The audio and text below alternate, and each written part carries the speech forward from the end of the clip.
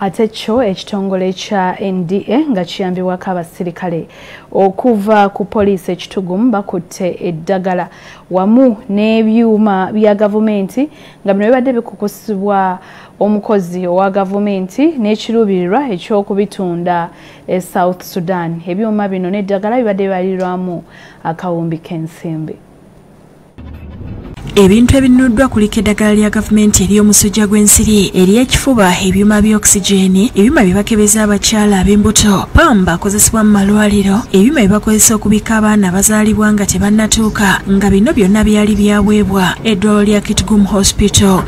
Because wherever we've been going, we've been finding them. So we wanted to know the source. And we had a lead that they were coming from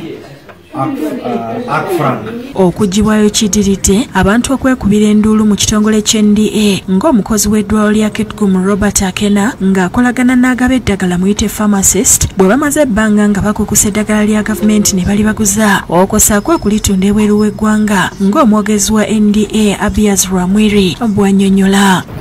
Twasanze mu drug shops ennyingi ze tubadde tuyitamu mu surveillance zaffe nga batunda bono bwe tuyita malaria testing kits naye nga buli kirya market government of Uganda ekyo tuwaliriza okuteekako intelligence yaffe era netulidinga ku drug shop ebadde ena ne license yaffe. Kati aba NDA nga bayambibwako abasirikale bazinzeko akaduuka aka Arc Frank Medicines wabadde batundira eddagala lino n'okulitereka lyonna ne balijjayo ne litwalibwa ku poliisi. Mu bikwatiddwa mwe mubadde n'ebyuma ebiina by'obwannakyewa bye baawaayo okuyamba eddwaliro lino mu biseera bya COVID. Abakulembeze ba disitulikiti ya Kitgum nga bakulembeddwa RDC Malijani Walire ne Kao Emmanuel Olala basimye ekitongole ky'NDA olw'okuzuula ebintu bino era nti bagenda kwongera amaanyi okuzuula abantu abenyigira mu kukusa eddagala lino kuba balowooza Akena taliye. Sezanga we batandise okunoonya Akena avunaanibwe n'asaba bamulabyeko okubatemyako. Nanyinemu wa mutwe gwa klinika eyo